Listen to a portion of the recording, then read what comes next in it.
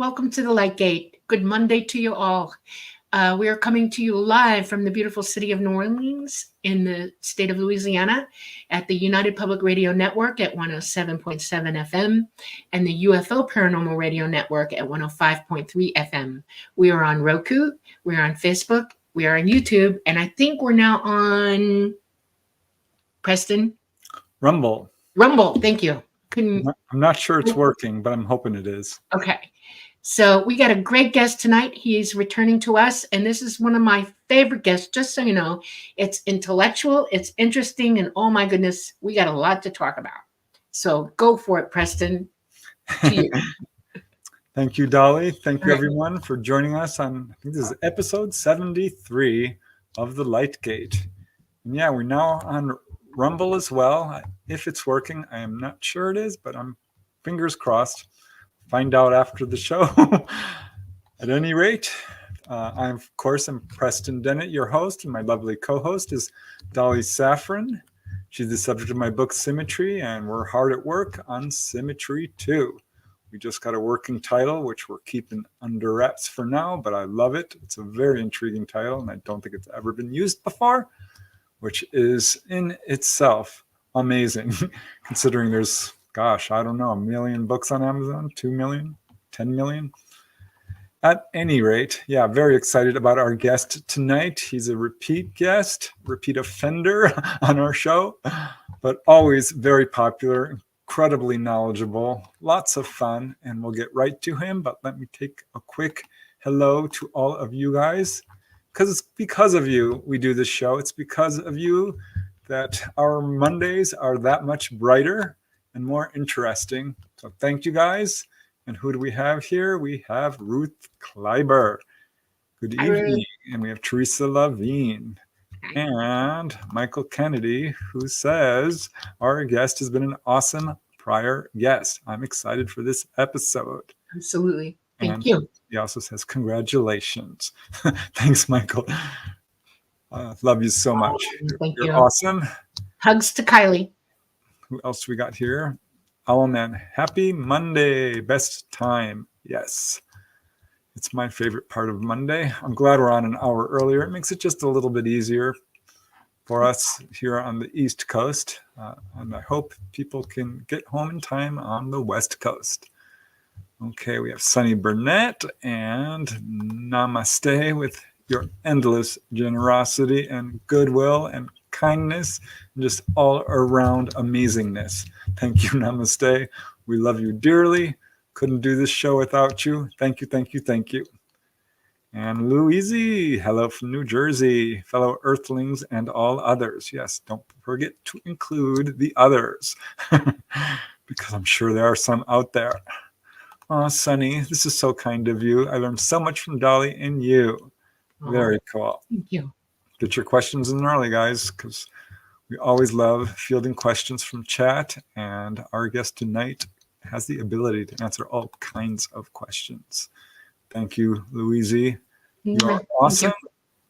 Catherine Fourfeathers, and Jamie Mashburn. And who else do we got here? We have Scarlet Fire. Woe unto them that call evil and good evil. Oh, wow. That's an intense quote. Thank you, Scarlet Fire. Wow. Oh, and it goes on from Father Dwight Longnecker. That's pretty interesting. I think I know that person, or I've heard of him. In other words, I've seen something about him. How about that? Okay. Wow.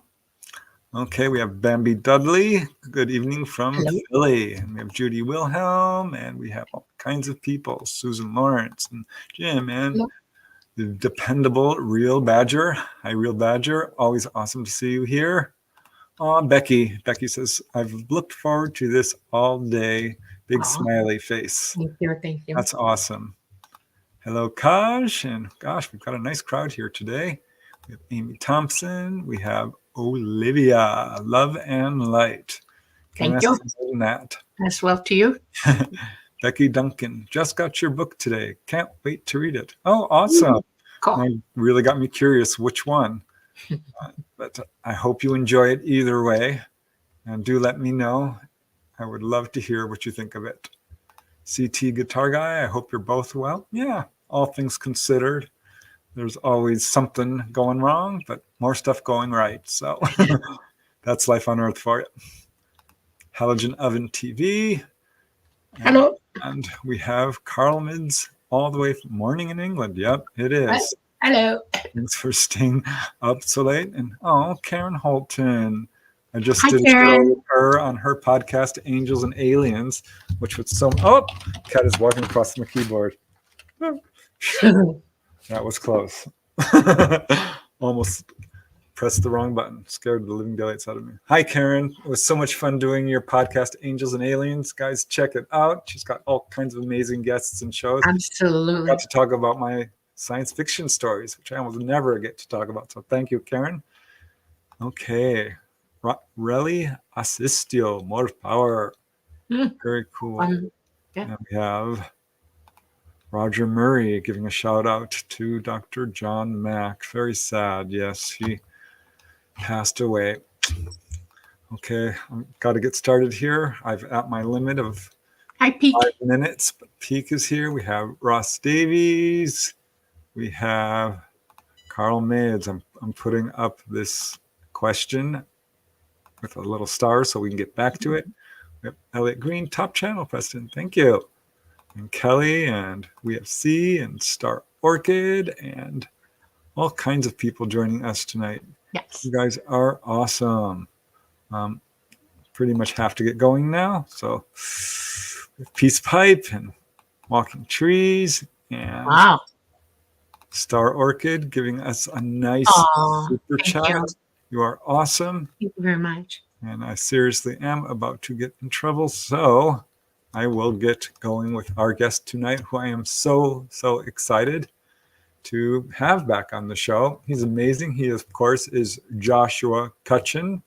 And let me just tell you a little bit about him for those of you who haven't had the wonderful opportunity to see our previous episodes with him or read his amazing books or seen him on other podcasts and TV shows, because he's been around. He has appeared on many paranormal programs, including Coast to Coast, History Channel's Ancient Aliens. Has at last count 7 critically acclaimed books, including A Trojan Feast, Food and Drink Offerings of Aliens, Faeries, and Sasquatch, which, by the way, is in Spanish as well. This is what really caught my attention and how I got to start following his work. He's also got The Brimstone Deceit, an in-depth examination of supernatural sense, otherworldly odors, and monstrous miasmas. I love his work. It's so specific and so in-depth. Who else do we have? Thieves in the Night, a brief history of supernatural child abductions. Apparently it's not just ETs taking people, fairies as well. Where the Footprints End, High Strangeness and the Bigfoot Phenomena, Volumes 1 and 2. He also contributed to the book Wood Knocks, Volume 3, Journal of Sasquatch Research, which is what sort of led to that series of books. And in 2022, very recently, he released his 2-part masterwork. Hoping to talk about this tonight, Ecology of Souls, a new mythology of death and the paranormal. Death is such a taboo subject for so many people. Don't know why. We all do it. At some point, it's going to happen to every darn one of us. We're here on Earth for a short time, and Joshua dives deep into this subject. So that's very interesting. He's written all kinds of stuff. A fictional novel, Them Old Ways Never Died. A curated collection of essays, fairy films, We Folk on the Big Screen. I love that. He's spoken at all kinds of conferences, MUFON events, Fortean organizations, X-Files United Conference, ConCarolinas, Strange Reality Conferences. I could go on, but let's just get into bring him on. I just want to say also he's an award-winning musician, which I think is awesome. Okay, let's just bring you on, Joshua, before I embarrass you any further. Hi. Yeah, I'm always like, oh, do I have to sit through this? Yes, you do. That is the price you pay for being so accomplished. Fair enough. Well, it's a pleasure to be here again. I really appreciate it. Yeah, thanks for joining us. It's awesome to have you back again. Like I said, your shows have always been really popular. We've got so much to discuss. So not many people who embrace all the aspects of the UFOs and some are nuts and bolts folks, you know, they just don't want to hear about little fairies running around or all the commonalities. Yeah, when you really drill down to it, I have some very strong suspicions, but as far as what I believe when it comes to all this stuff, it's just that something is happening. So that's sort of I would like to think that allows me to look at some things that I normally wouldn't look at. Yeah, well, that's one of the awesome things about you as a researcher is you are objective. You're not saying this is the way, period. And because once you do that, you box yourself in, and any data that doesn't fit your quote theory is rejected. Oh yeah. I mean, it's been really interesting. I've noticed that in some pretty dramatic ways. I mean, a good example, not to take the reins too quickly of this conversation, but a classic example that I like to use is the Ape Canyon event. Are you all familiar with that? I am. That's an old time Bigfoot encounter where they were quite violent, right? Is that right? It's a really popular. It's an often cited Bigfoot encounter where Fred Beck and several others who were part of a prospecting camp near Mount St. Helens shot at a Bigfoot, and supposedly their cabin was assaulted throughout the entire night by Bigfoot throwing rocks and reaching through the cabin and all sorts of things. A very harrowing encounter. But if you go to the primary source, and there's really only one primary source for the Ape Canyon encounter, which is Fred Beck's pamphlet.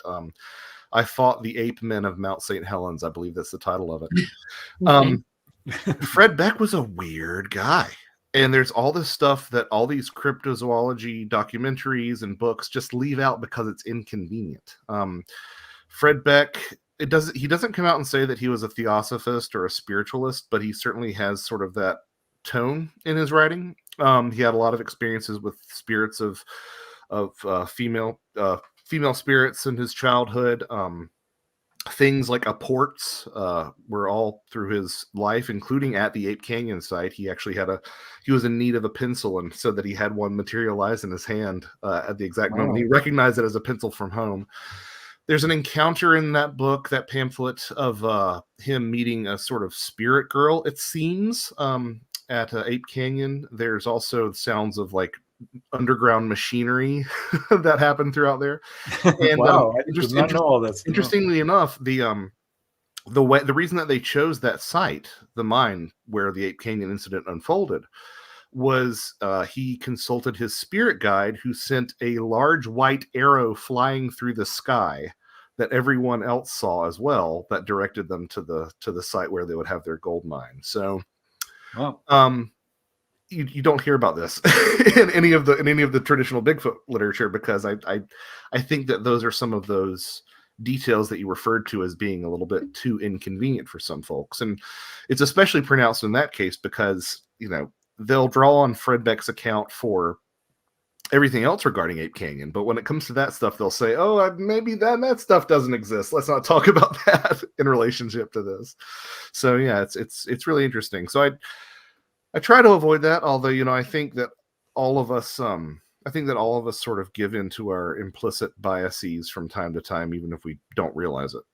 Right. Well, for those who haven't, heard you before, why don't you explain a little bit about how you got involved in all this kind of research? Certainly. Well, I grew up interested in all these topics. I came from a household that did not discourage me looking into them. The attitude was sort of like, hey, he's reading. I don't care if it's a book on ghosts reading, So yeah, I was always interested in sort of these topics. I think a lot of it too comes from the fact that I was a kid who loved monster movies and stuff like that.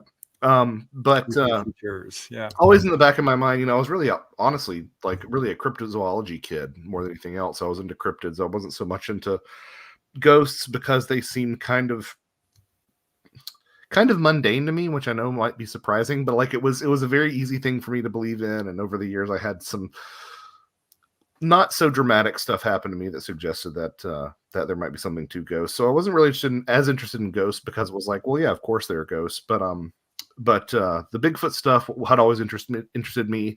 Came around to the UFO topic pretty late, actually. But over the years, probably back in 2012-ish, I really started listening to paranormal podcasts and podcasts on UFOs and such like that.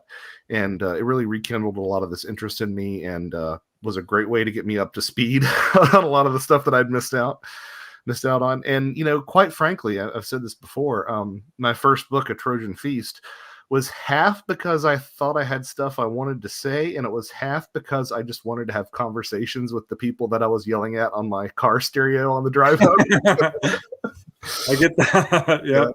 It was just like, oh, I would love to have a conversation with these people. I need a reason to have a conversation with them. So, so I ended up jumping into the water. And as I think we've discussed before, it's better now.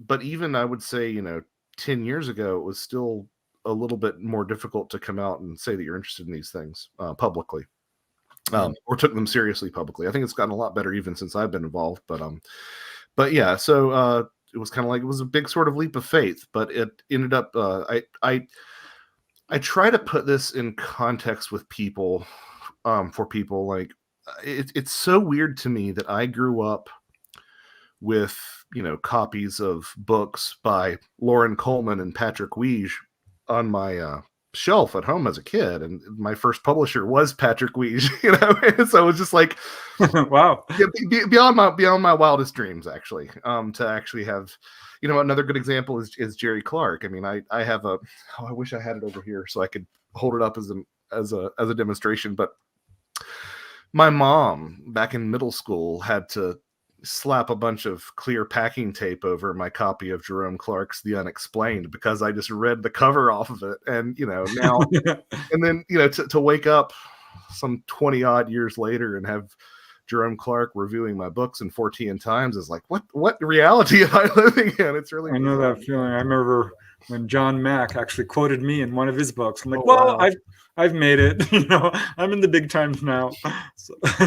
Yeah. I had a little bit of that recently. Jeff Kripal's latest book mentions me a couple of times, and it's like never would have thought. So I'm very grateful for how welcoming a lot of people in this community can be. I mean, I know people talk about certain communities having their infighting, and I guess they all do, but it's the segments of these communities, plural, that are welcoming are just some of my favorite people in the world, quite frankly.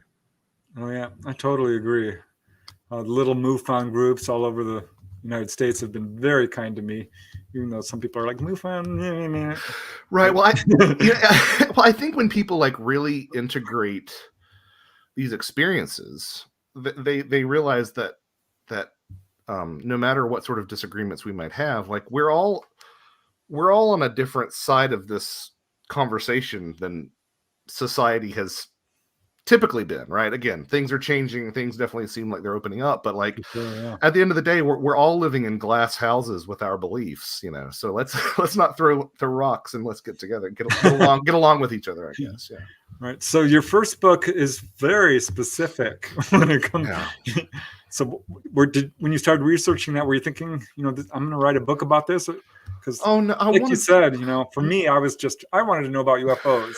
So I started doing the research on it, not really thinking I was going to write a book on it. Right. I for some reason, I can't tell you what my family had for dinner 3 nights ago, but I can remember some very specific things about some UFO cases and whatnot. I don't know why. So for whatever reason, there's a UFO shaped hole in my brain that a lot of this stuff plugs right into. So I was internalizing a lot of this stuff. And I was listening to podcasts by, Micah Hanks and Greg Bishop. And, I think that's a pretty deep end of the pool to jump into, I guess. So I feel like I was internalizing a lot of the stuff. Granted, I did learn on the fly, but for the longest time, I sort of sat with my idea for A Trojan Feast, which was this idea of this exchange of food and drink in all these sort of extraordinary encounters. and I kept waiting for somebody else to write a book. Like I was like, oh, it's been a couple of weeks. Nick Redfern is going to write a new book soon. Maybe he'll pick up this idea. But I got that sort of feeling. Maybe it was a call from the universe or something. But I remember almost like looking to my right and looking to my left and saying, is it me? Is it supposed to be me that's doing this? So I thought it would be interesting. It's funny that you asked that, because I've never really interrogated the motivation behind it, other than the fact that I wasn't very happy with my desk job that I had at the time.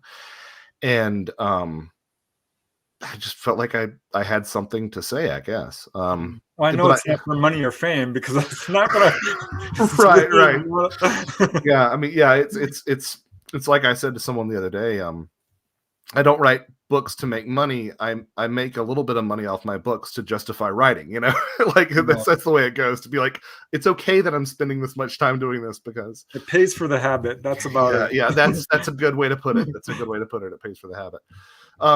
So yeah, and honestly, there's a version of reality where A Trojan Feast came and went and wasn't as people weren't as kind about it, and I just kept on doing something else.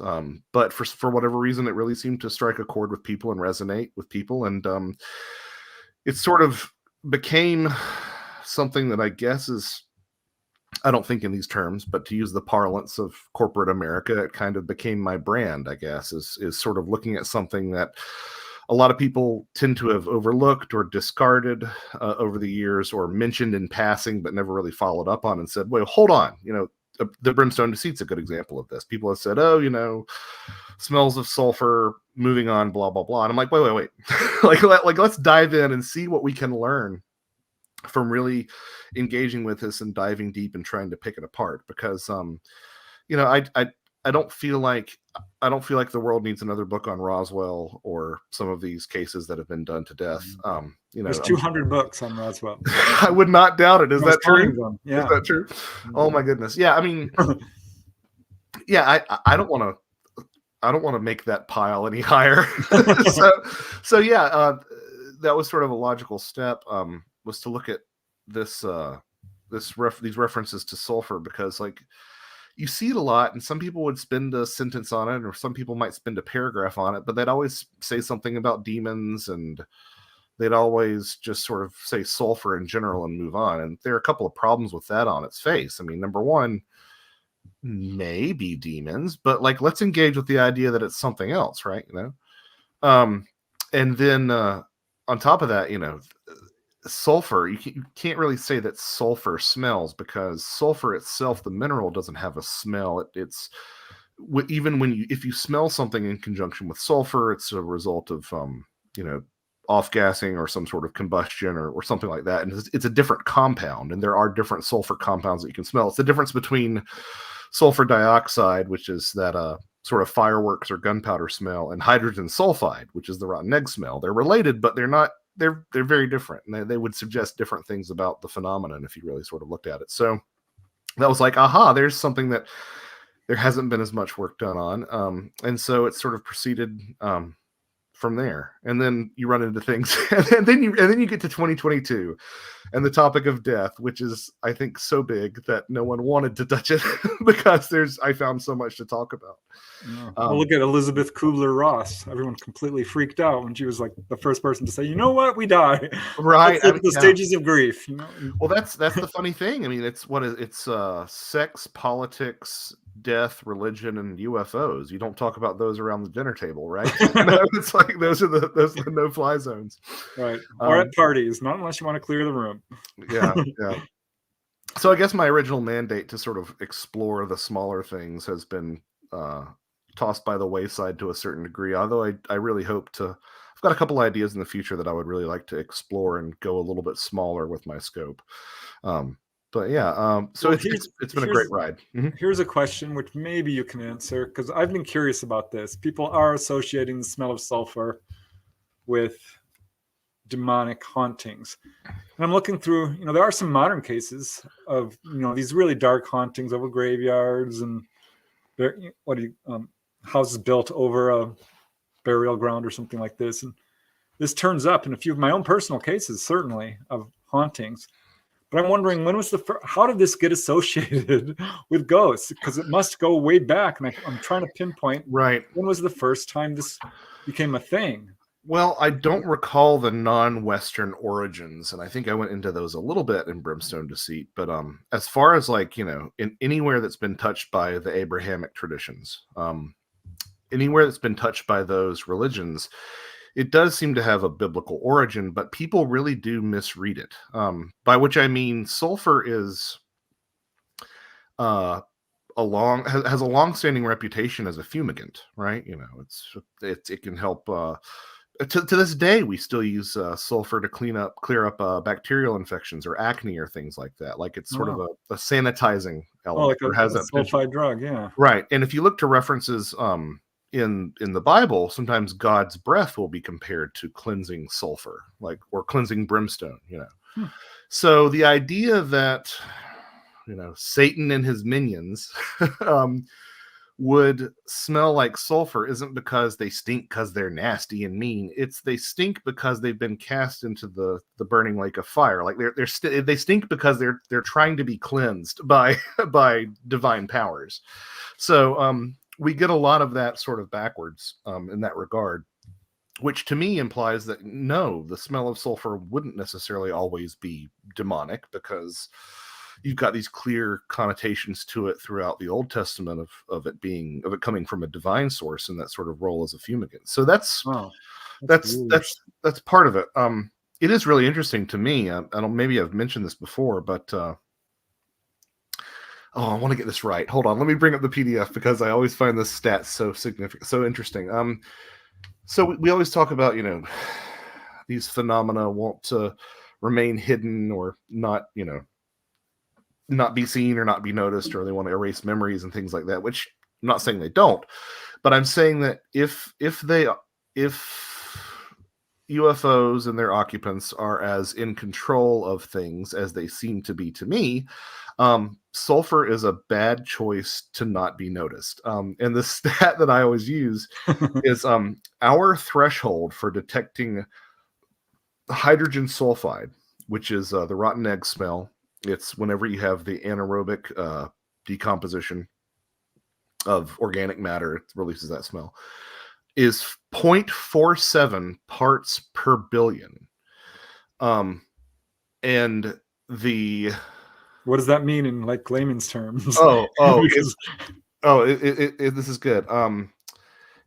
What it means in layman's terms is that, Dolly, you're muted. Is that one drop of ink in a semi-trailer tank is twice that concentration. Right. The human body, our brains, we are genetically prepared through our olfactory nerve to detect that smell. And it's danger for us, because if you're detecting it in high amounts or any amount in your sensory perception, means get the hell away from it, because you're in trouble right now. That's why. And that's why it got thrown in with evil as well. Okay. Right. Because anything dead, dying, exposing, illness, whatever, are all associated with that smell. And that's why they've associated that way. And alchemy, way back when, who started playing around with the different compounds and everything, used that to scare the heck out of people. And then the church picked it up, and that's where the associations came in. Any religion, what kind of religion, it's all based in this is beautiful and this stinks and it's bad. And evil and good have taken on the identity of what we perceive as either good or evil. Take your pick. Yeah. Our nose is sensitive enough to smell just a few molecules. Yeah, I mean, and you're absolutely right, Dolly. I mean, I didn't realize this when I got into looking at the Brimstone Deceit, but there's an entire branch of philosophy dedicated to smell. Like there's smell philosophy that's out there. That's exactly true. Yeah. And there's a lot of there are a lot of things that aromatherapy. But even more to Dolly's point, there are a lot of just sort of sayings and colloquialisms that we use that point to smell being the ultimate arbiter of truth. Right. Correct. It doesn't pass the smell test. Something Right. smells rotten. Yeah. Yeah, and that's because smell seems to cut through. Our eyes can be deceived more easily than our noses can. Is the basic idea. Right. But to that extent, there's also a lot of work that's gone into the categorizing the hedonics of smell, like these are considered good smells or bad smells, and how the way smells change over time. And quite frankly, something that I think is a really powerful tool that I would not be surprised if these beings use in some capacity is the ability for smell to, I mean, it's almost like a form of telepathy, right? It's like a form of time traveling telepathy. You're hitting a button right there. You're exactly correct, because your olfactory nerve is up in your brain pan through the roof of your mouth and your sinuses, and your brain gets smell faster than sight, hearing, touch, taste. Well, taste is right behind smell because it's all up in there together. But yeah, smell is a type of sensing, and if you talk to psychics, they will tell you that they will smell something before they know it's there. That's interesting. That's an incoming for most mediums. It's deeply connected to memory. They know that. Yes. Yeah. It can. Yeah, and I mean, because you can't, like, the thing that strikes me about it is that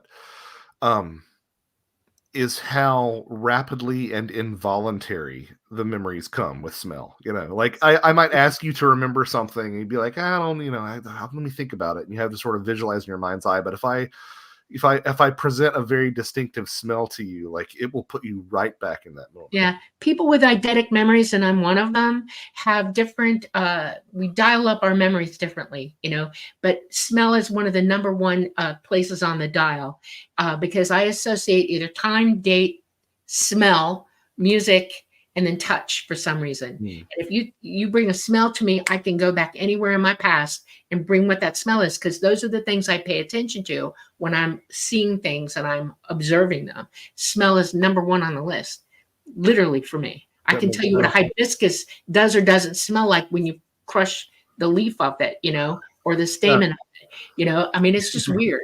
I know I can smell barbecue from miles away. I'm like, that smells good. And also recall it in your memory. Which we're wired to do, obviously. Smell memory is incredible. Yeah. I mean, poo, to put it in non-offensive terms, smells real bad. Yeah. It's to stay away from it. Yeah. Well, and so I have some misgivings about the title of the Brimstone Deceit, because I can't tell you how difficult it is trying to come up with the name for a paranormal smell book. And it kind of sounds a little bit like, it should be in the Christian Science reading room or something, or that everything is the smell of sulfur, and that's not the case. It was a survey of all sorts of smell, although everybody's interest. What I enjoy about speaking with you and looking at what you've written. You're like a person a true researcher who goes through thesis, and you're bringing new information out that you somehow innately know or feel or haven't found to the surface. And the reason people go at first is because it's not something they've thought about. It's not something, it's like, is that tasty or not, Right. But then once they get the taste of it, they go for it. It's like knowledge. Once you taste knowledge and you want knowledge, you go for it. So I think that's awesome how you do this. It's really interesting that you say that, because I do feel that sort of speaks to what ends up happening to me is somebody asked me recently, they were like, oh, I want to write a book about, they use the term the phenomenon. I want to write a book about the phenomenon, but I don't know where to begin because I don't feel like I have a novel idea. And I'm like, okay, here's what you do. You learn as much as you can about UFOs. You eat UFOs and drink UFOs and sleep UFOs and breathe UFOs. You take in it all. You're going to work. If you can, throw in a podcast. When you get home, read the book. Do that, and then stop. And then don't. Mm-hmm. And then look at something else that you enjoy. And at some point, and this has always been my case, at some point I will read something about, Indo-European horse sacrifice, or, the science of smell, or something from a completely different area. Mm-hmm. And it'll sort of tickle the back of my brain and be like, there's something here, there's something here. And that's really been my experience. But even more profoundly, the things that I've found that have really brought all of it together were never the suspicion that I came in with necessarily. It was really, a lot of them were just like library angel moments, anytime during the course of my research, I always make it a point. I have a list of books, and I go to this sort of changed during COVID for obvious reasons, but I went to the University of Georgia and walked the stacks and took pictures of the books that they had that were.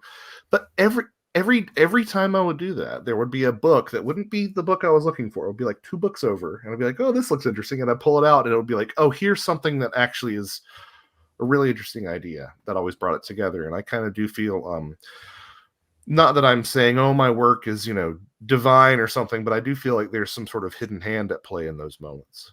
Yeah, your intuition is taking everything in. We're conscious, right? Yeah. And we hear everybody whether we realize it or not. And a book that's written has a signal to it. The words don't lay there dead, they're alive, because this person put everything they had into it. Even multiple printed books are still alive. And when you're looking for something and you put your hand forward for it or your mind forward for it, your intuition is picking up on things and pulling at it. No, I completely agree. And my mind, my brain starts to break a little bit because I did a deep dive recently on some of the work of Eric Wargo and his time loop stuff. Oh, cool. Yeah. And that's something that I kind of have to keep in the back of my mind now. It's like, am I writing the book, or does the book already exist in the future and it's pulling me towards it? Yeah. Well, it could be. Everything is already known. We're just experiencing it now, Yeah. Well, I have to say the Brimstone Deceit is an absolutely valuable contribution to the field, because absolutely every other book out there has duplicates of its research. Yours stands alone. It's the go-to book. Well, I appreciate it. I appreciate it. I mean, it really is. I don't see anyone. People always put, let's redo the Titanic again. Yeah. Yeah. I'm sure they will. It's already yeah. You put that in there, and I think when there's a gap in the field of a certain area of knowledge, it's waiting to be filled. Yes. And this is what calls the book to a person. Right. And especially this is part of what I want to get back to. I alluded getting back to some smaller ideas. What I like about these sort of smaller ideas is that it spotlights the lived experience of these things. So I have a tendency to sort of spiral off into these ideas about the imaginal and archetypes and all this stuff. But when you're smelling it, like it has a different sort of there's a different level of objectivity that's going on there, especially when you get multiple people smelling it or tasting it or something. So bringing it into that sort of like grounded, not allowing people the wiggle room to say, "Oh, well, it indeed might have been transcendental, but it was all in your head." Like being able to say, "No, I mean, like I got something from these things. Like they interacted with my physical senses," I think is important and something that always should be.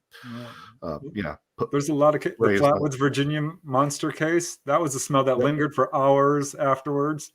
And I was looking into a number of cases recently where it's not necessarily a foul smell, but a sweet smell.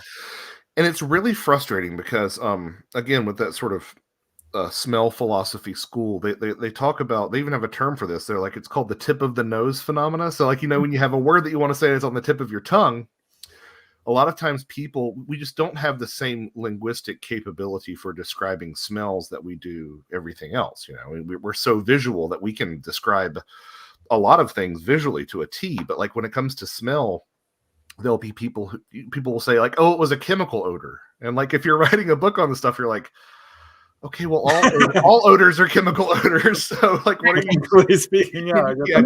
You compare it to something. So yeah, I mean, like I found a lot of allusions to, there's this sulfur thing, which breaks down these different compounds that I mentioned. And that's a rabbit hole that I don't feel like going into right now. But also, allusions to smells of ozone, smells of benzene, smells of a real common one that was I found, I believe, if memory serves, in conjunction with like crash reports, was the smell of Bakelite. If you're familiar with that material, that old material, which as I mean, very specific. I remember more of the 20th century than a lot of people I know, but like I still had to be like, Bakelite. What is Bakelite? Yeah, you got to question where this person works, where they've grown up. You know, because it's perceptual memory that they're recalling a smell with, and if they Right. worked with Bakelite, they would absolutely know what that smells like, and if it's anywhere close to it, they're going to associate it. And Lynn Stringfield had a case where the guy said it smelled like almonds and alfalfa, the ET. I think that was that one's in the book, yeah. And I remember because I remember reading that, because it's like I have no frame of reference for. I mean, I don't think that almonds smell like much of anything, but yeah, I do remember that was in there. You've got Whitley's talking about old cheese and so like cardboard, he said as well. Yeah, cardboard and cinnamon. Yeah, that was another one. But yeah, sometimes you just run into these real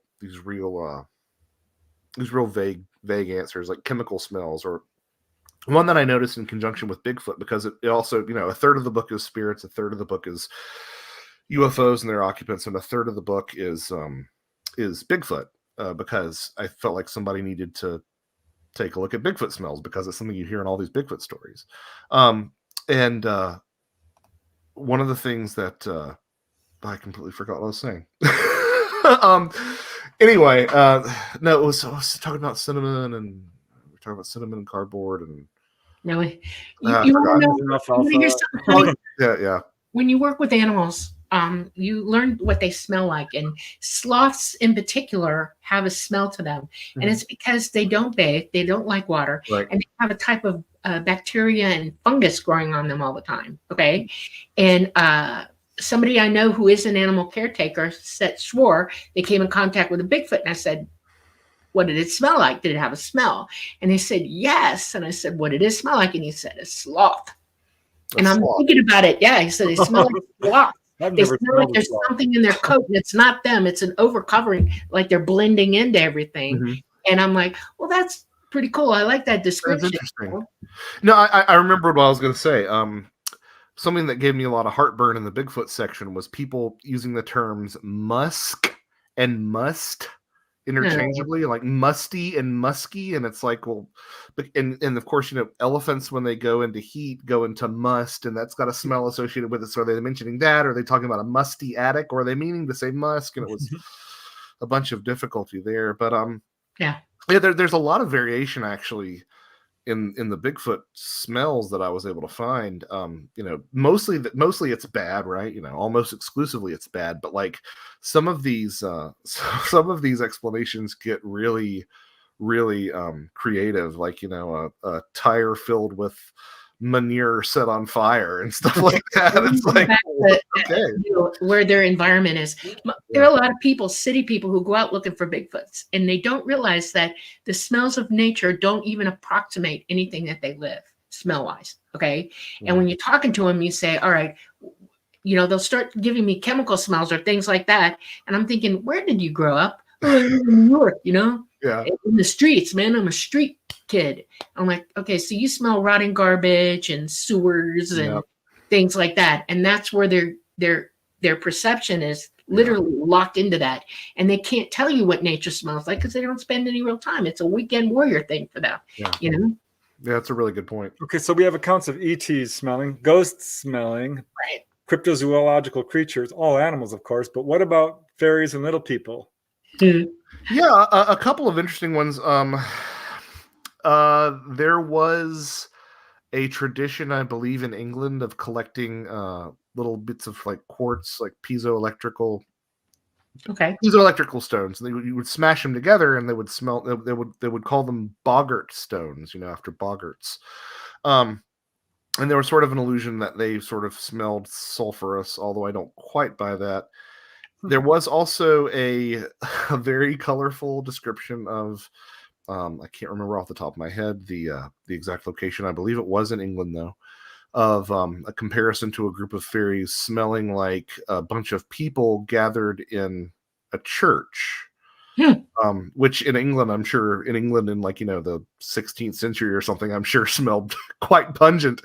But what's interesting is that the accompanying commentary to this particular account said something to the effect of, well, I believe that this person was trying to describe the smell of gases issuing from crevices in the earth. And I'm like, well, if that's true, that would be sulfur. But like, are you like trying to frame this within a demonic context for the purposes of the church framing fairies as demons or what. So, but yeah, there are some illusions that you'll find here and there as well. And, of course, the fairies are just they're so fluid in the way that they tend to appear to people.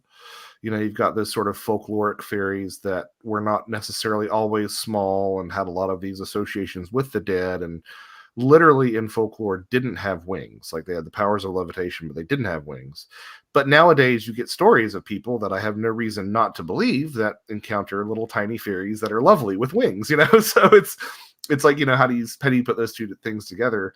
A good friend of mine, and the editor of some of my books, and I'm working on a project with her right now, Barbara Fisher. She had an encounter where she had some anomalous lights in her backyard, and she had just made a statement to the effect of what I just said for a group of people several days earlier about, like, well, the fairies aren't little winged pixies that are, floating around and all happy, like they're something that you don't want to mess with, and they're dark and they're folkloric.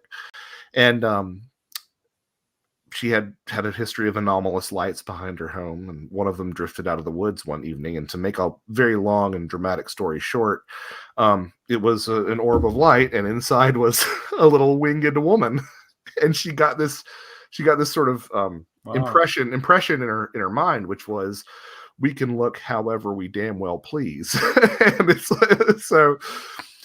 Yeah, who knows? If they can look however they please, maybe they can smell however they please. I don't know. I kind of expected fairies to smell really good. I don't know why. Yeah, I'm going to admit something to you. I've actually seen a fairy once in my life. Oh, that's amazing. I was a teenager and had been horseback riding all day and got everybody put up. And we were tired and came home and, to the house. And I was walking in a field coming back around, and I saw something, and I was listening to music. I had my little Juliet radio, and I was listening. I like rock and roll, and I was listening to something, and it was quite involved, the song, and I'm humming along with it, and I'm walking, and all of a sudden I realized that I'm staring at something in front of me, and I can't quite make out what it is, okay? And I'm really staring at it now because it's not supposed to be there, okay? And I walked within 5 feet of it, and stared hard, thinking, what the hell? I thought it was a Barbie doll, okay, at first. And then it moved, and it stood up. It was sitting down on the ground, and it stood up, and it was a female, little 10-inch tall person, looked like, but she had wings. And I said, can you talk? And she shook her head yes at me. And I said, why are you here? What the hell? And she just said, you interest me. And I like your music. And I'm like, okay, that's cool. And I'm looking at her because, like, she has something on, and I can't quite figure out where the hell she got that from. It looked like a bunch of different pieces of cloth that she put together, whatever. And the smell coming off her was like jasmine. Well, we had jasmine everywhere. And I think she rolled in it or something because she smelled like it. Okay. Oh. And I said, stay there.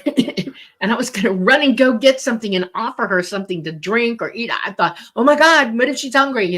I'm that kind of idiot. And when I turned around to go, I started running and I went, oh no, maybe. And I turned around to say, are you really going to wait for me? And she was gone. And I thought, dang nabbit. I haunted that spot for weeks looking for her again. Never saw her again.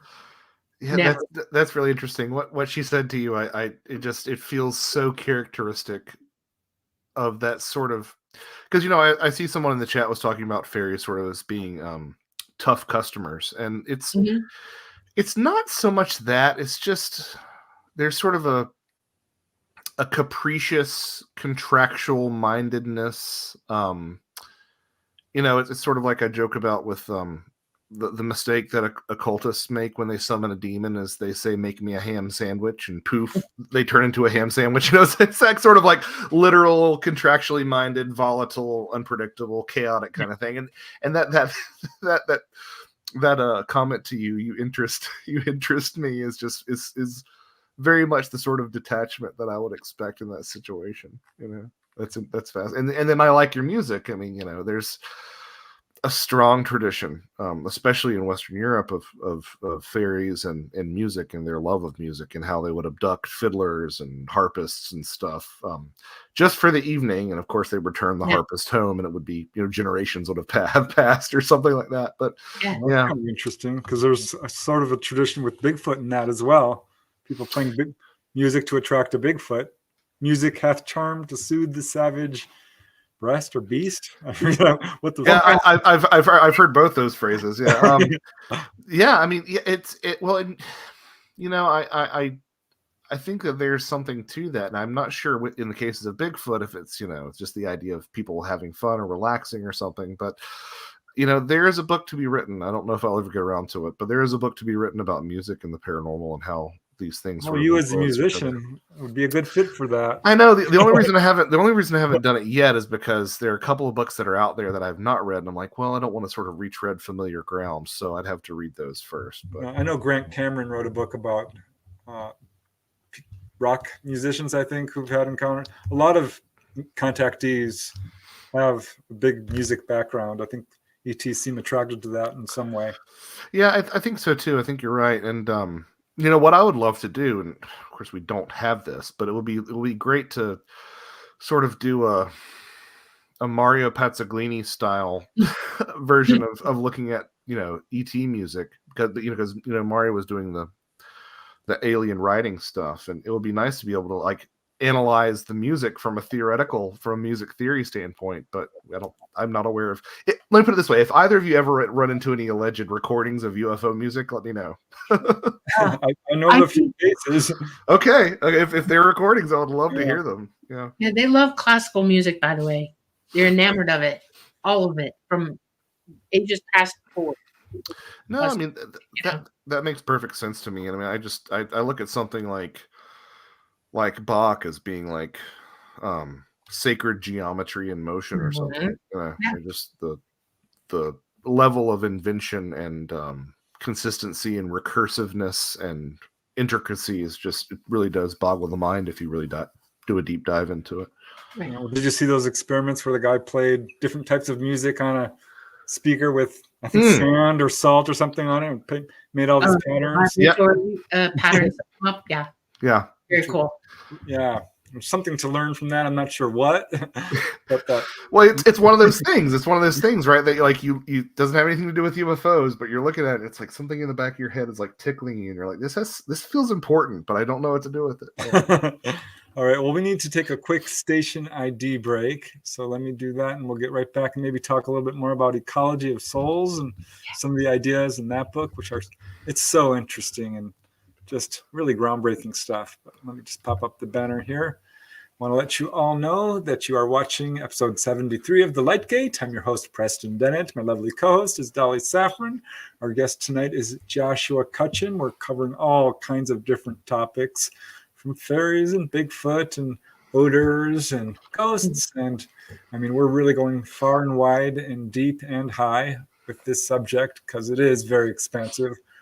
That's what I love about Joshua's work. It embraces all these different facets to what's going on here. But we are streaming on several networks. I'm not sure if Rumble is actually working. I looked at it and it doesn't seem to be going onto my Rumble channel, but maybe next time we'll figure it out. But we are streaming live on the United Public Radio Network and the UFO Paranormal Radio Network at 107.7 FM and 105.3 FM from the beautiful city of New Orleans in Louisiana. We are also, of course, on YouTube. We are on Roku, if you have that, Roku TV. We are on Facebook. And one of these days we will get this Rumble figured out. This is our first attempt at it. But we'll figure it out. Huge shout out to Michelle DeRoche, The Outer Realm, and Amelia Pisano. Check out their show Wednesday, Thursday, 9 to 11 p.m. Eastern. We love them very much. And now let's get back to our guest, Joshua Cutchin. So this book, Ecology of Souls, how did that start to come about? Because this is a big one. I think this is going to be one of the books you're really remembered for, because it is again unique and embraces these topics that a lot of people are just, I don't want to go there. Yeah, I mean that's so that's part of it, right? I was in conversation with someone else. Maybe I'll tell you who it was later. But I always like to find things that I'm uncomfortable with and be like, okay, Josh, try to deal with this, try to integrate this, try to reconcile this, right? And one of those things that I always had an aversion to, and it wasn't really like ideological or religious or anything like that. I just didn't know what to do with it. We're like, these stories of pre-birth memories aboard craft and stuff. And, those, there is no shortage of those, and they aren't going anywhere. that it's a thing. And I wanted to sort of force myself to take a look at that. But the other thing that I really wanted to sort of figure out, again, for myself, I don't want it, nobody has to join me in where I landed with this. It was there's another book in Ecology of Souls, if you read between the lines, which is me trying to figure out what this means to me, right? Right. But those three things really that always sort of stuck with me, which were the similarity of contact to near-death experiences and shamanic initiations. Shamanic initiations, which in some cultures are literally near-death experiences. The incidents of the dead seen either aboard craft or in heavy periods of UFO contact, which I mentioned last time, I think, and Dolly was like, no, it happens a lot. So I'm eager to hear how, because I found plenty of cases of that, but it might be more widespread than I thought. And then that really haunting quote from Anne Strieber, which was, this has something to do with what we call death. And I'm like, what's there that we haven't really looked at, and why haven't people really looked at it, in a dedicated way? Well, the reason they didn't look at it in a dedicated way is because it's a massive amount of material to try and get through. And I suppose if you're a curious idiot like myself, you end up sort of pulling in a lot of different directions. And that was probably the most surprising thing to me, was that the idea of death itself seemed to manifest across areas of, if we want to say gloss broadly, the paranormal, that I had not really expected. So I'd expected to see it in the UFO thing because that was the purpose. And obviously it's in the near-death experience thing. Obviously it's going to be in the shamanism thing. It's all over fairy folklore, their connections to the dead in some cultures, especially in Western Europe prior to the rise of theosophy, but also cryptids and ley lines and ancient monuments. And like, I felt quite a bit like the person with the conspiracy cork board and the pieces of red string connecting all these things. But I just, the farther back I dialed in terms of perspective, the more I kept on seeing these similarities to death across all these different things. I think maybe last time we might have talked about lake monsters and their connection to death. We might have talked about that, yeah. Which is probably why you had to do 2 volumes of it, right? Yeah, well, that was the idea. I was like, oh, I'm going to write this book about UFOs and this connection, and then it became very apparent that if I wanted to be able to address some of these concepts, like polypsychism, the idea that there are multiple souls within us that you see across a lot of ancient cultures, even some contemporary indigenous cultures. Ideas like polypsychism, ideas like the wandering soul, all these different ideas. It's like, well, you kind of need to have either you're constantly going to be digressing to explain these things as you're talking about UFOs, or you can just write a book that sets it all up and then do the UFO book in part 2. So it's a bit of a misnomer because there's plenty of UFOs in part 1, but mostly part 1 is like, here's all the background, and then part 2 is like, here's the implications for the UFO question, and we can proceed accordingly, and I can reference things that you've already read because we've already covered them that sort of put this into focus. Well, there's a lot of ideas you explore in this book, and we mentioned a little bit about this in the green room. No, but I'm curious, Ecology of Souls, it's an interesting title.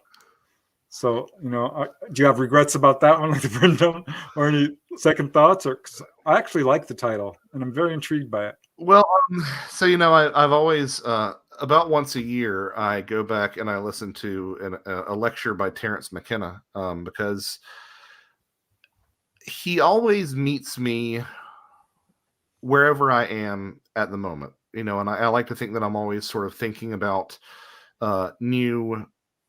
I'm always trying to think in new ways about stuff, right? Because I don't want to become stuck in the way that I think about these things. And every time I listen to a Terrence McKenna lecture, something else speaks to me every time. And one of the things that had stuck with me was his shocking possibility that, when you take DMT, you have the shocking realization that perhaps you slipped into an ecology of souls. and that phrase just stuck with me. And what I really do like about that title is that what does an ecology imply? It implies that there are niches to be filled. It implies that we don't have this really reductive idea where everything has to be good or evil. Like there's a lot of room in between for things that are. It also has to do with habitat. Yeah. Ecology has to do with habitat. And souls inhabit into a habitat where you're at now. You're in a habitat. Your soul is indwelling your body, and you're in this habitat. The ecology of souls is where are all the different places that they live, and the niches you describe are their zones of existence, and it can be dimensional as well. And one of the things that I find amazing to me is that the word death, is bandied about in that it has the wrong connotation of what we're really talking about, because we don't die. We're consciousness. We go to different habitats. We re-evolve. We rehabitate places. We're just shedding our skins to start anew somewhere else. That's the ecology of it. That's how we evolve. Yeah, okay? there's this wonderful illusion that I found in some of the fairy folklore that I believe this was England, although it might have been the Scottish Highlands. But there was this belief that fairies would when fairies saw a human funeral, they would laugh, and when they saw a human birth, they would cry. And it's this implication that there's a revolving door, it's kind of between profound, this world actually. and that world. Yeah, it really is. Yeah. So yeah, it definitely does speak to that, Dolly. So and I tell you what, I do have misgivings about, Preston, since you asked. I do have misgivings a little bit about the subtitle, because as my editor Barbara Fisher said to me, she said it's not really necessarily about death. It's about like death and birth and like the cycle of life, and it really is, because there's so much of that. There's so many. I mean, I'd alluded to pre-birth memories as there being no shortage of those, but like reincarnation and past life stories in the UFO domain is just there's tons of those. So yeah. There does seem to be something that is very fundamentally linked to who we are. That's part of this. Yeah, well, I was looking into this book because it is interesting, and there's some really profound ideas that I think speak a lot to all of these different topics. And you mentioned Carl Jung and the collective unconsciousness, and the term imaginal versus imaginary. Right. When someone says imaginary, it's very like, it's not true. Right. And we're saying, well, UFOs can occur in an imaginal realm. Like what? Yeah. What do you think of these terms? Are they useful, or are we going down the wrong track with them? Or no, I think they're useful. I'm again, it's kind of really funny that you're asking me this, because I'm in the middle of writing a chapter for another project on imagination and what that is, and really what it comes down to is our treatment, or our mistreatment, I should say, of the imagination today is really an historical outlier. We have never really treated the imagination as frivolously as we do today. And I'm not saying that I can think about a giraffe outside my window right now and a giraffe manifests. I mean, obviously it could happen. It'll be hilarious if it did right now, but I'm not necessarily being that credulous about it. But I do think that there's a level of objectivity at play when we talk about the imagination that goes underappreciated. And stretching back into antiquity, both in the East and the West, there was a treatment of the imagination as having some sort of reality to it. Yep. To that extent, defining the imaginal versus the imaginary, I have been a big fan of Carl Jung and his treatment of archetypes. I think there's a lot of wisdom to be gleaned from that. Archetypes, the best description of archetypes that I found recently that I sort of uncovered from Jung was he compares them to dried up riverbeds that have been sort of eroded over centuries or millennia by humankind. And as soon as the water starts flowing, like that's the path that it will take. And the archetype itself is neither the land nor the water, but like something, the meaning of those things in between. The mainframe. Yeah. There's a mainframe in all of us. We all have an archetype. We all do. It's in your DNA, and you're presenting it when you speak to people. And if you pay attention to the masses of people, you can start seeing that this person is very closely related in that their DNA is speaking the same language, and they're going to go along similar paths. They're going to have a lot in common with one another. Oh, absolutely. Yeah, I mean, absolutely. I often, one of my favorite descriptions of archetypes is that they're the source code of the universe, to use exactly a computing term. But the imaginal is a little bit different. And it's kind of funny that, again, it's really funny that we're talking about this tonight, because I just finally dove into I'm diving in a more serious way to the work of Henry Corbin, who was the one who coined the term imaginal, born in 1903, I believe, in Paris, a French philosopher and is a scholar of Islamic studies, who really wanted to explore some ideas, particularly from Persian and Sufi traditions, about there being this sort of imaginal world. But the interesting thing about Corbin is that he was very clear that this was not... it's funny, we were talking earlier about like sort of making excuses for these things and how smelling them or tasting things sort of brings them into the lived experience. That was very much what the imaginal was for Corbin. It was not something that could be sort of explained away as being a flight of fancy or something. It wasn't physical, but it wasn't mental, but it had an objectivity to it, right? Now, we could talk... use our imagination to ferret through things we're trying to cognitively understand. In other words, I've had scientists who I go to lectures, and they say, imagine if you will. It's always the first statement out of their mouths, okay? Yeah. And they're asking you to use your imagination to use a focal point to what they're saying. In other words, quit thinking yourself and imagine this, okay? It's to drive you into something that they're trying to teach you or bring you to understand from their point of view, okay? And that's innately in us all, okay? Imaginal is part of our DNA. It's how we think. And I think a lot of people have been swung away from that. We have thousands of people nowadays that don't get that. It's not a universe you can play in or play with. It's a universe where you use that ability to ferret the truth of what it really is. Well, look at the root of the word, image. Right. Yeah. What would you be without that? I sometimes wonder if Dolly, to that extent, if that sort of suppression of the importance of the imagination and the imaginal isn't deliberate nowadays, But yes, so the way that I prefer to distinguish between imaginal and imaginary is that imaginary is in your head and imaginal is from your head, but not in your head, Well, it's an interesting distinction because, having had out-of-body experiences, if you imagine something when you're out of body, it does manifest. It absolutely will become an exterior reality. Yeah. Oh, we're sitting here talking about all these books that I've written and books that other people have written. I'm like, those started out as ideas in my head,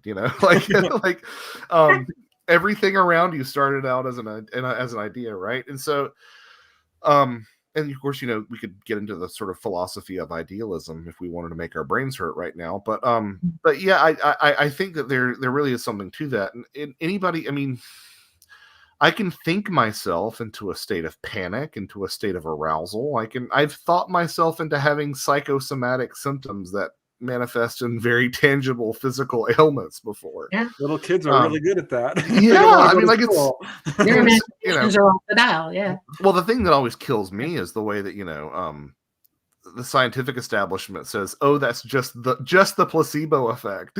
It's like, wait a minute, do you hear what you're saying? The placebo effect is one of the most miraculous things in the world. It does imply that there's some sort of force that our minds can exert on the world, on ourselves. Very good point, actually. Yeah, it's just people sort of gloss over it. I'm like, no, that's an amazing thing. So,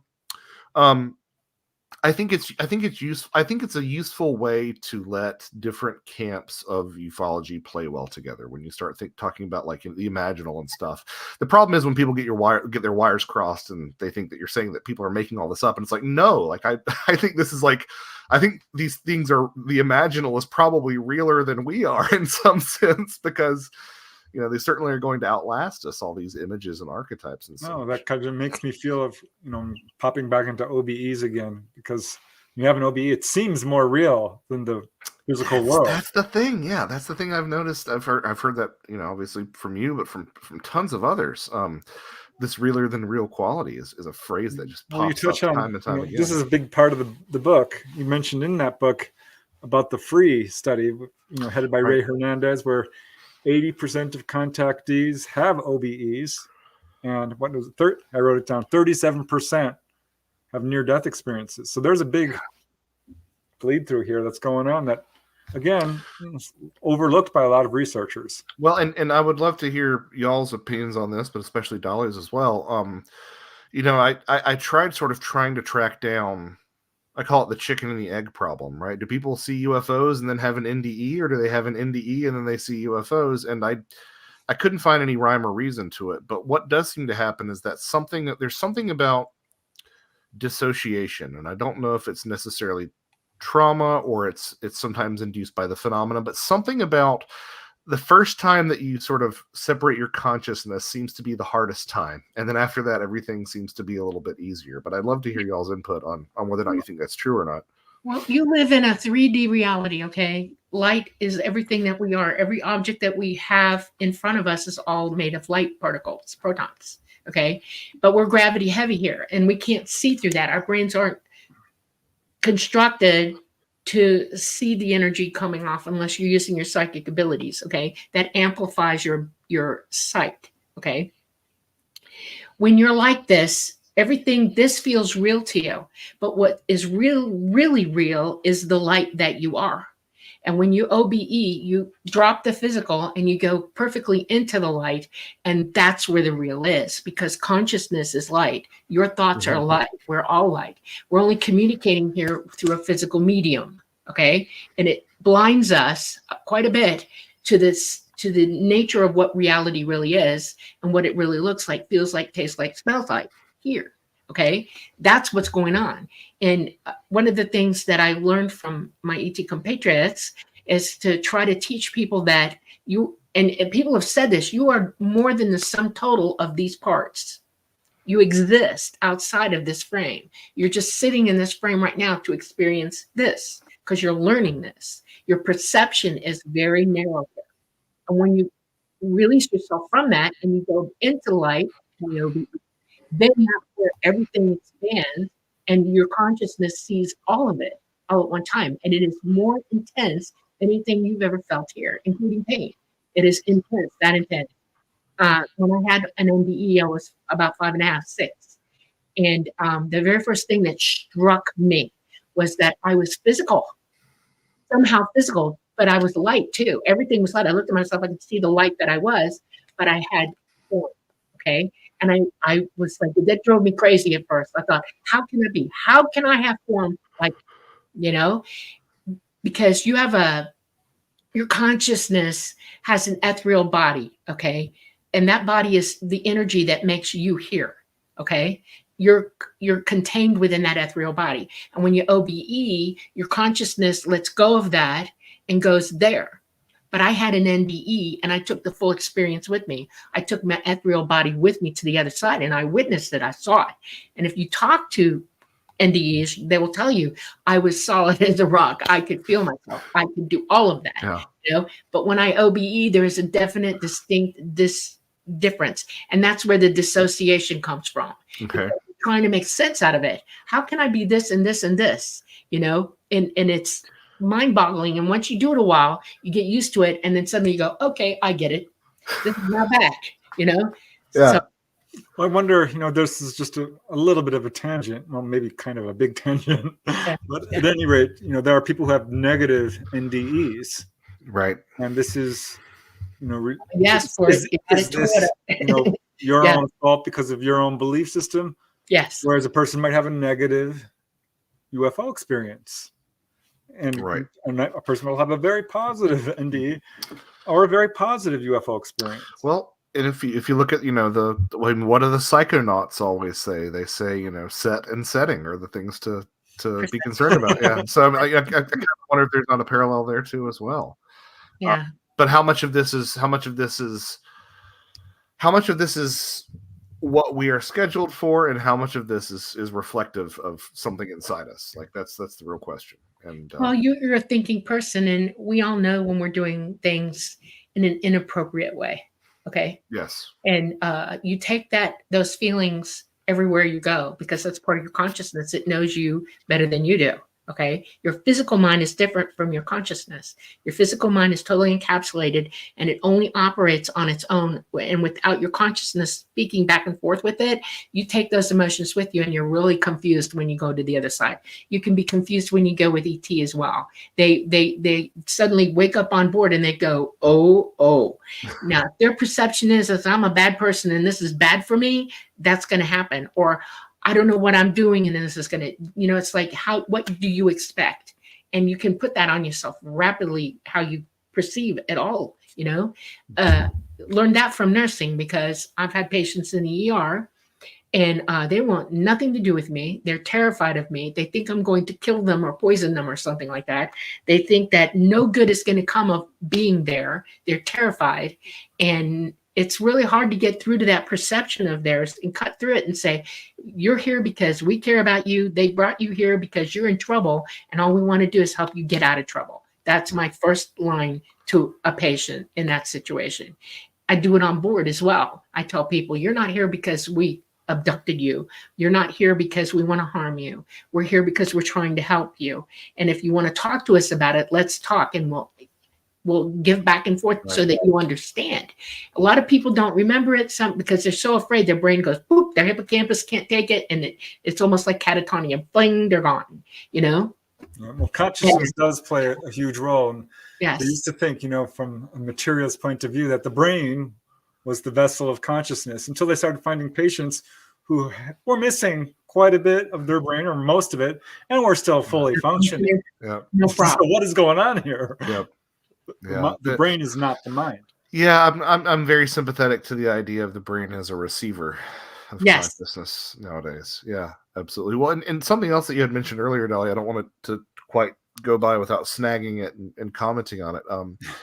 I really like that mention of the sort of physicality of these experiences, and I think that's where I think it's a huge stumbling block for people that we don't address enough, right? They think that there's like this clear dividing line between physical and psychic, or physical and non-physical, or I don't think it works that way. I really don't think it works that way. It doesn't seem to work that way. You're correct. Because you do get people who have dream injuries, and you do get people who have stigmata, and to say nothing of the bigger question of UFOs, but also, ghosts slam doors and can also walk through doors. So it's like we shouldn't have these things in opposition. We really no, exactly. A good hypnotist can burn someone with an ice cube. They will blister. Right. Again, something that. So what's going on there? Yeah. Again, it's something that like a lot of the reductionists out there will be like, oh, well, that's just the power of the mind, and you're like, wait, hold on a minute, hold on a minute. Or even, what we're told so often that, the one, as when we're scorned by skeptics, that we shouldn't explain one unknown with another unknown. And yet, you'll have a skeptic hear someone's extraordinary experience and go, oh, it was their imagination. And I'm like, well, you just explained an unknown with an unknown, because we don't really know what the imagination is. Yeah. Mm-hmm. Frustrating. No, perception is everything. Everything. I want to pop up a question from chat, because it's a simply deceptive question. Deceptively simple, I should say. Where Carl Mids is asking, okay, UFOs, what are they? From my perspective, they're ET craft. But if you were to ask Carl Jung, he calls it a modern myth of things seen in the sky. So are we looking at an archetype that is dependent on our own beliefs? Or can they be all things? I know what Dolly's going to say. Right. Not all UFOs are craft. Not all UFOs are balloons. Not all UFOs are U.S. government made. Not all UFOs are They're different correct things. in your perception. They could be other things. There's a lot of things that a UFO could be. You have to literally become your own researcher and your own detective. When you see something in the sky, don't believe, because that's stinking thinking. A belief is not a fact. A belief cannot be proven one way or the other. Okay. You have to take on hard facts and decipher for yourself. What is this? What am I looking at? What time is it? Look up star maps. What's going on right now? Call your local airport and say, have you guys seen anything? They'll answer you. Look for anything that it could be, and don't tell yourself what it is until you're bloody sure. And if it's an unknown to you, leave it alone. Just catalog it. Okay, I saw this. Maybe I'll see something like it again, and I can go from that point forward. In other words, you start collecting clues with this, and you'll eventually come to a cognitive decision on whether that was a craft or a balloon or a sky anomaly or back engineered. Airplanes look like UFOs in the sky at certain times of the day because the sun's glinting off them and they look funky. There's 1,000 things it could be. UFO it just means unidentified, flying phenomena, ET craft. That's what I think most of them are. Well, but I do like what you said, Dolly, about like, look at, the UFO category is probably a lot of stuff. It's a lot of stuff. There's misidentifications in there. There's natural phenomena that we don't understand in there. There's hoaxes in there. There's deception in there, and then there are genuine anomalies. There are things that could be experience. Right. Well, there are things that could be ET craft, and they could be some sort of soul phenomena, and they could be, like Eric Wallett's mass poltergeist events. I think that there's a lot of things that we see in the skies. I have been, I have been playing with a lot of ideas lately that if I can embody an archetype, as we've alluded to earlier, then I think that you can make Stan Friedman and Carl Jung play rather well together. There's a way for that to happen, where these things can, we've seen the story of contact between distant civilizations play out enough times on Earth that it is an archetypal story in and of itself. So I think that they can be archetypes and be something a little bit more nutsy boltsy than I normally think that they do. Now, is that my personal evaluation, having had not as many experiences? Not necessarily, but I think that we are too quick, just as we are with the physical non-physical thing, to start putting things in camps and sort of dividing it all up. Yeah. Well, I did interview one guy who's had fairly standard UFO experiences. And I say standard, I mean, taken on board and seeing grays and being examined, but has had everything in terms of ghosts and weird odors. He once had this light coming down the street towards him. All the traffic disappeared. It was a crowded street. And this light comes right in front of him, and out comes this beautiful woman with this solid blue emerald background that looked like an ocean. It wasn't your typical ET. And it completely made him shift his belief system as to what was happening to him.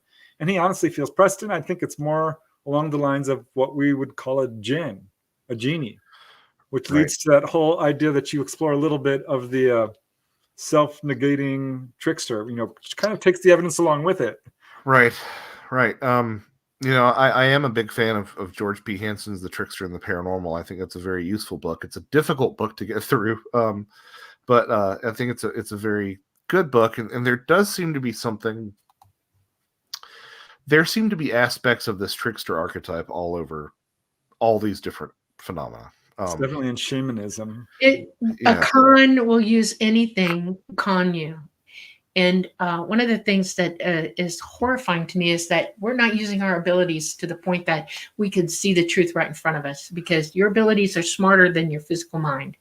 And you can tell when you're looking at something what you're looking at, and you can actually question it in a way that you wouldn't be able to if you weren't using your abilities.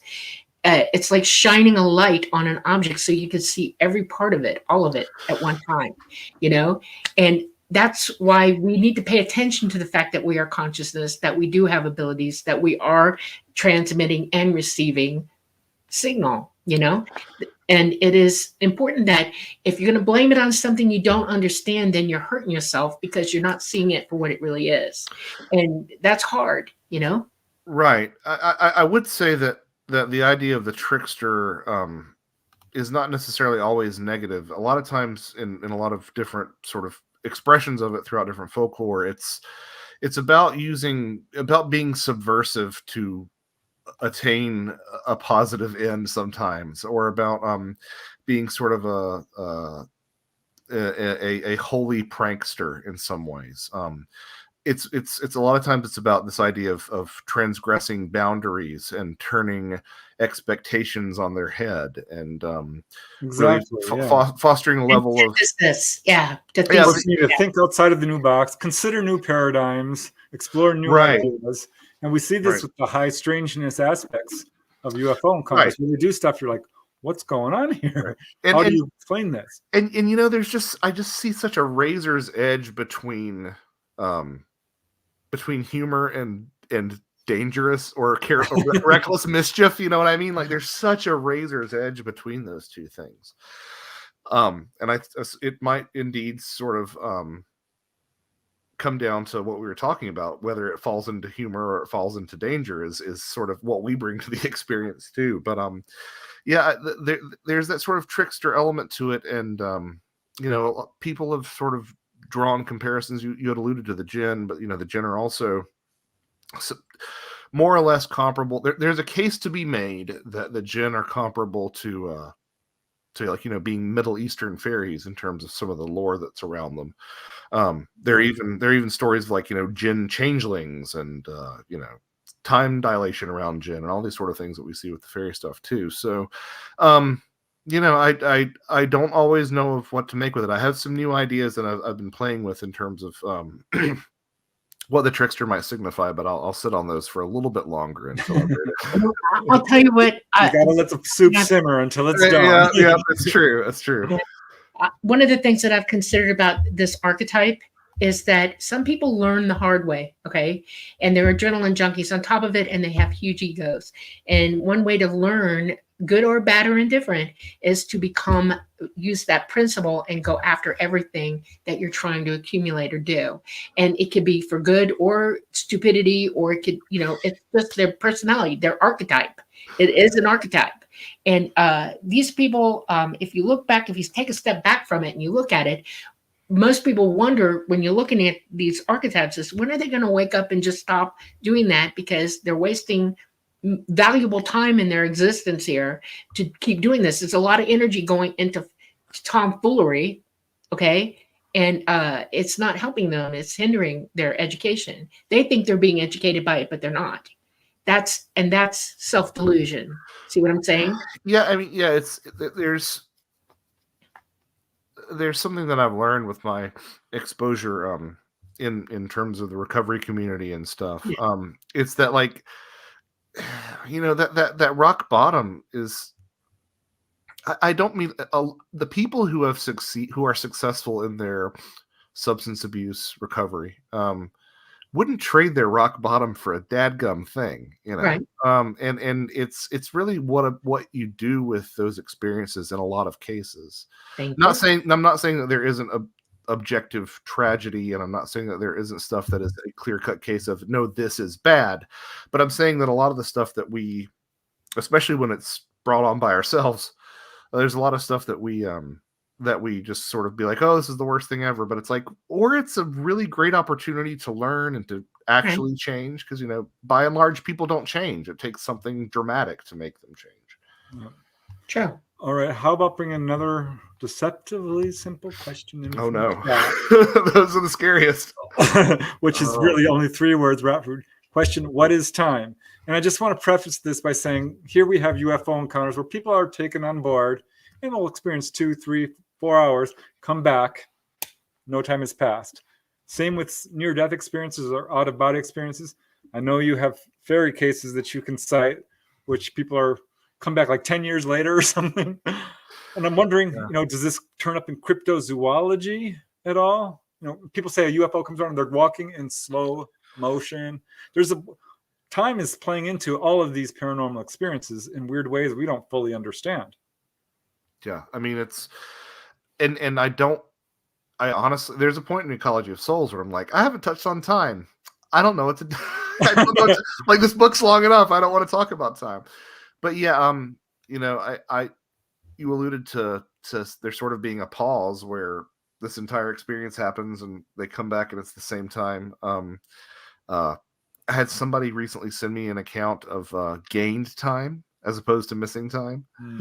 But yeah, the fairy stuff, the fairy stuff is really dramatic. I mean, sometimes it is that sort of like, oh, I went there for a year and I came back and it was only a day in our world. But the most common variation that you see is like, oh, I went there for a day and I came back sometimes generations later. The town is completely different, and like you sit down to have dinner with your great grandchildren and the first time you take some food, you crumble to dust. But I have found it. It doesn't get talked about a lot for some of the similar reasons I think that people don't talk about the strangeness with Ape Canyon. But there are examples of missing time, especially in Bigfoot reports, that you see from time to time. Really? Where and the reason it's not like, if you're talking to a ufologist and somebody makes the comment, oh, I thought it was only 5 minutes, but actually 40 minutes had passed, the ufologist will go, aha, they'll recognize it for what it is. But the instances of missing time that I found in Bigfoot cases, and I could list some examples if you wanted to, that same sort of comment will be made, like, oh, I thought maybe it was half an hour that we were being circled by these things, but when we got back down from the mountain, it was 4 hours later. The things that you'll hear from the cryptozoologists are things like, oh, well, when you're under stress, your time seems to really speed up like that. I'm like, that's number one. That's not what scientific lab studies have shown your sense of time does in stress. Like, time tends to slow down in stress. Time doesn't dilate; it slows down. Exactly. And number two, like, that's an anomaly that should be addressed, but it's just not on the cryptozoologist's radar like it is for the ufologist. So it sort of just gets shuffled off to the side. But I have seen it surprisingly often. Yeah, surprisingly often. But as far as what time is, I don't know. Time is our perception of a sequence of events. It's different on the other side, I can tell you that. It's hard to describe, but you can actually peer into the past and certainly into the future. So yeah, I think our idea of time is still a work in progress. You understand? Look up what it means to be in dimensional space, okay? Because if you see the first dimension, it's a flat line, right? And the gravity is so heavy that everything is just a flat line. Second dimension, the gravity changes a little bit, and you have up and bottom, okay? Third dimension, we see 3 dimensions, and we can perceive the fourth. We understand that there's a fourth dimension with us because we're moving within the space. And that's where our understanding of what that fourth dimension is. It has less gravity. Fifth dimension has even less gravity than this. Time, how your brain can dilate or slow time down, depending on the emotion that you're in or what state of mind you're in. It's the same thing with dimensional space. Time in the third dimension is absolute. You have a line, and our brains only tick off 1 second at a time. Okay. That's what time is. You're literally counting the seconds, minutes, and days of your existence while you're here. But outside this dimension, time collapses. There is no time. Right. Okay. That's what time is. It's dependent on perception, because I know when I'm at work at the job I hated, time would actually stop. It would not go. When you're having fun and doing all kinds of things, it whizzes right by. Yeah. So it's got perception and engagement involved there. But it's another one of those things that, like, we just take for granted. Like, culturally, we take for granted, or or we're told we should just believe, like, well, that happened in the past. Okay, well, what does that mean? What does that mean? Yeah. All you got is right now. Every second we're speaking is the second that we're in, and a lot of people don't understand that you have to be fully invested in what you're living right now. You can remember the past. That's what the past is. And you can conceive of the future, but right now you're still right here. Seconds. Right. It's the every win all at once. Yeah. Wow. Okay. So you also talk about the archetype of animals in the book, whether it's hellhounds or like in near-death experiences, people might have a boat or a horse. Or, Yeah. Yeah, so, it's pretty wild because there are certain animals that you can't really say that anything is universal, but like you can get kind of close to it. And there are certain animals that do seem to show up with regularity in very similar roles in cultures that are extremely far removed. And if there ever were animals that you could consider, universally one thing or the other, birds and horses and dogs are almost universally regarded as psychopomps, these characters that lead people's souls to the other side. This might be because they all sort of embody things that you'd want from a soul guide to the other side. Your horse is loyal and going to lead you places that you can't go, and birds can go places that human beings can't go, and dogs are loyal companions. And I guess if you're Inuit, have been used as forms of transportation as well. But yeah, you see this sort of thing time and time again, popping up in these sort of funereal contexts. You'll find dog burials, you'll find associations of dogs and death in Mesoamerican grave goods where dogs or dog effigies were buried alongside the dead, and then in the literal Egyptian psychopomp Anubis, like the jackal. So there's something to these ideas that seems very universal and does, I think, sort of touch on this idea of there being something to this idea of a collective unconscious or these archetypes that we're dealing with. Yeah. Well, I know there's some families that say, whenever a black dog appears, this means someone in their family is going to die. Yeah, I mean that's the sort of tradition that the Hound of the Baskervilles was based on, where some of these old Black Shuck or Barguest or Padfoot, like throughout the British Isles and in Ireland and Scotland, they have all these different names for these large black dogs. But again, associated with death, also sometimes called fairy dogs. And there are some, let's just say, some suspicious dogs that pop up in some of these UFO experiencer reports. I'm reminded of Alan Godfrey's dog that he saw during his abduction. They're almost never poodles or chihuahuas, though. Right?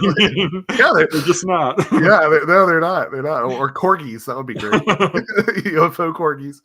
But yeah, and then so there's that connection there, and then you start looking at the birds that I alluded to, and owls are just such a potent symbol, and we all know what the work that Mike's done with that. Mike Cleland, yeah. And have a strong association with fairies as well. In certain parts of Brittany, it was said that I think, if memory serves, there were some terms that were interchangeable between fairies and birds. In the Dominican Republic, actually, they have a type of owl known as the Stygian owl. Stygian after the river Styx, so we've got our death symbols here. But they're one of their folk names is Siguapa, which is also a Dominican Republic name for some of their little people that they have. Siguapa is the same name. So there are all these little sort of connections that you see, and it's just like, what are the odds of this being so consistent around the world? And then UFOs and horses. Poor Snippy the horse. I don't know what else to say. Very interesting. So what are you working on with your next book, or can you give us any preview? No, I can talk about it a little bit. It's been quite a challenge. I alluded to earlier how there are certain things that I see and I'm like, I don't know what to do with that. So I guess I should engage with it, right? Because it kind of makes me uncomfortable. Right now I'm dealing with those stories that you hear about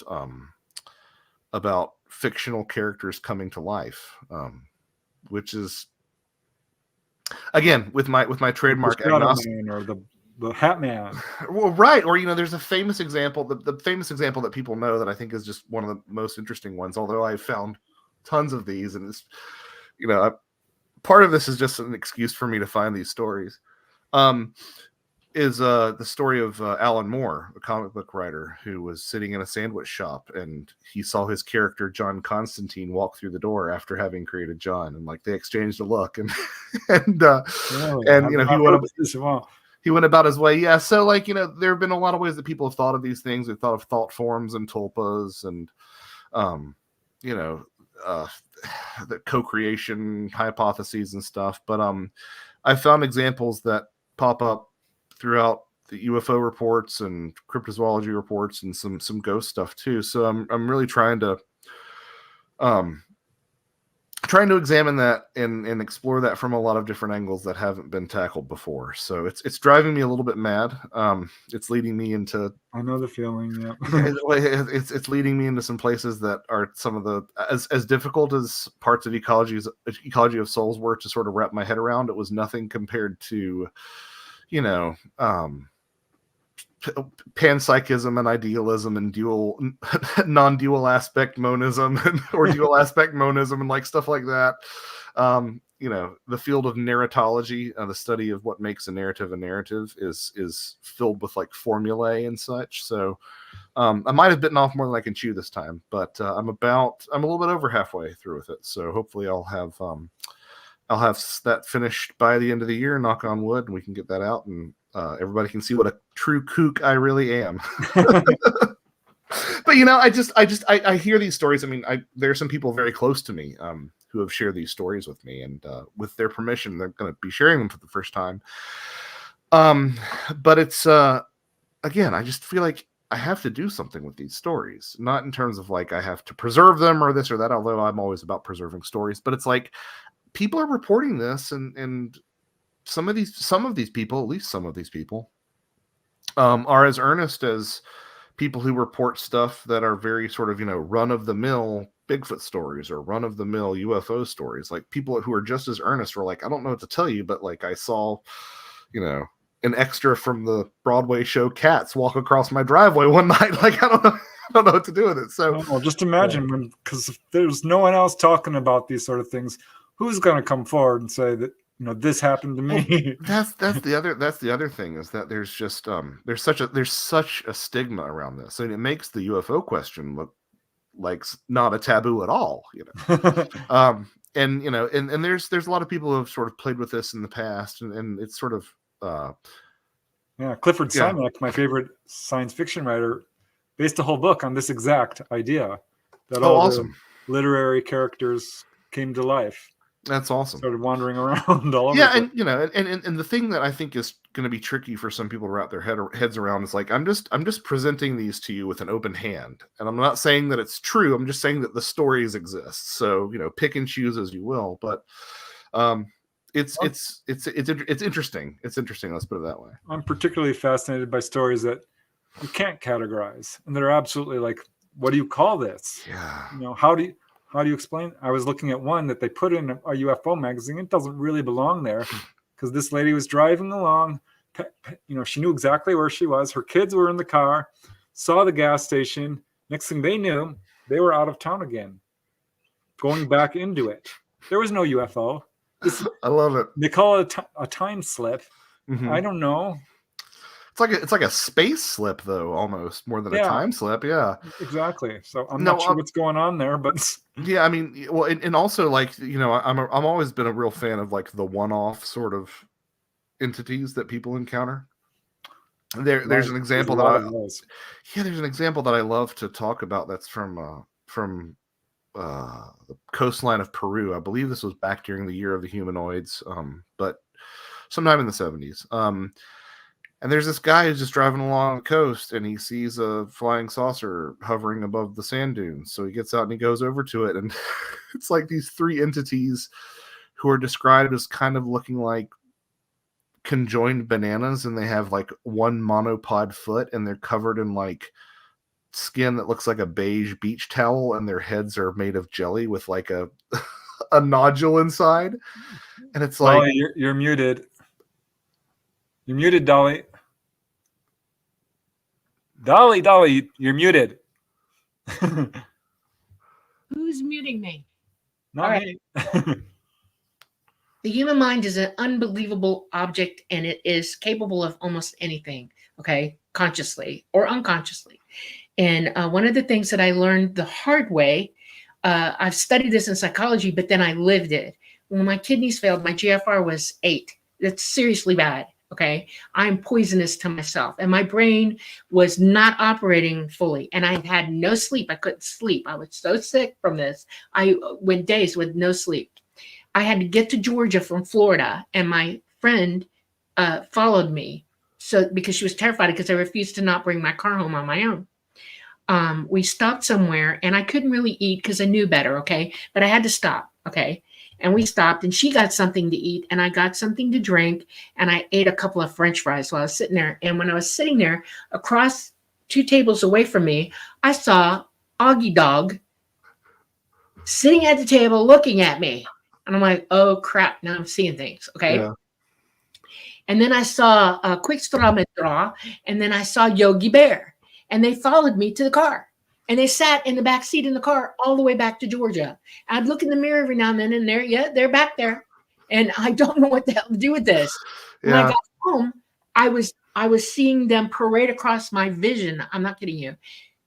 I learned very rapidly that we can be in altered states. And one of them is waking dreaming while we're fully conscious. Mm-hmm.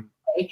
And whatever's in your brain pan, you're going to project out like a movie to yourself. That was the first explanation for ghosts, historically speaking. They thought these are waking dreams. Right. So when you're talking to people and you're asking them, I learned that ask them every question you can think of that surrounds that situation, because you're going to find out that either it's something weird that the brain is projecting to them, back at them. That's a waking vision. Okay. Mm-hmm. People do use those words to describe these things. And I think it's us doing it to ourselves. Okay. It's not paranormal at all. I think it's all involved in our own brain pans and we're projecting things to ourselves. Waking, dreaming, literally. In a way, all things are paranormal and nothing is, you know what I mean? The idea is to understand that's what happening to you. When I realized that, I begged somebody, give me something, knock me out. I need to sleep because I'm in trouble. Well, I had to get a catheter put in my chest for dialysis right away. That's the cat. I told you. And then, once my situation got me cleared of all the toxins and everything, and I got some sleep, they were gone. You know, and I was like, oh, phew. But I understood what it was and I put it in its right place in my head. You know, I understood that I was doing that and that I'm not crazy. This isn't paranormal. I'm doing it. Right. See what I'm saying? A lot of things that our physical minds are capable of doing seem paranormal and they are not. It's a natural phenomenon to the human body and the mind. I still have questions about why it manifested that way for you, though. Like, you see what I'm saying? Because I didn't watch horror movies. I didn't watch. I was a kid who kept away from everything. I had ET contact all the time. Right. That was enough reality for me. Okay. Right. The only thing I ever really watched, because my brother watched them, was cartoons. Right. And that's where my movies came from. That's where at least it wasn't clowns. That would have been. Yeah. Okay. Yeah. We have time for one more question, and I want to apply it to all aspects of not just ETs. Peter Doubt is saying, why won't aliens just show themselves? Just say squid. Why not Bigfoot? Why don't they just show themselves? Why don't fairies just come out and show themselves? You know, what are your opinions on that, Joshua? Kitty, it's okay. My opinions of that are probably of the same reason that you don't start a joke with the punchline, right? Yeah. You know what I mean? like it's the experience is baked into why it exists, right? You know, there's a progression that has to happen. Or you know, give a person a fish / teach a person to fish, right? You know, that's my 2 cents. Yeah, I think we're autonomous beings, and we have enough problems dealing with ourselves.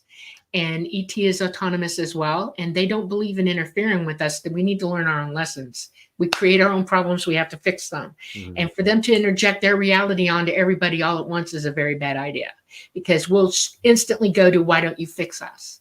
That's not how this works. Yeah, we have to fix ourselves. You know, it's true. Do fairies ever put on displays for like crowds of people, or is it usually an individual experience? Oh my goodness. Yes. Yes, they have. I can't provide any examples, but I know if I looked, I could find them. Fair So, enough. I mean, nothing on the scale of like Fatima or anything, if that's what you're wondering. But yeah, I mean, there have been groups of multiple fairy eyewitnesses. Yeah, that's a thing. All right. Well, we're getting to the point where we have to close out the show. But it sure has been awesome. Ecology of Souls, guys, check it out. Is there anything more you want to say about this book, or? Oh no, Or anything else? I'll see everybody when I come up for air at the end of the year. Pretty much, yeah.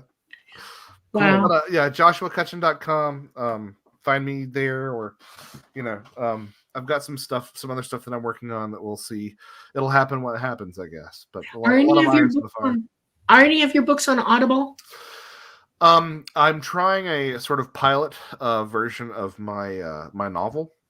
Okay. That is going to be on an audiobook. The biggest problem with doing Ecology of Souls on audiobook is that there are a lot of words that I can't quite figure out how to pronounce. A lot of older, like very sort of esoteric terms and whatnot. So that's part of it, and then the other part of it is I don't want to be the person to record it myself, and that's also a significant financial investment. But we'll see. I'm working on it because it needs to happen. I get that question all the time. So yeah.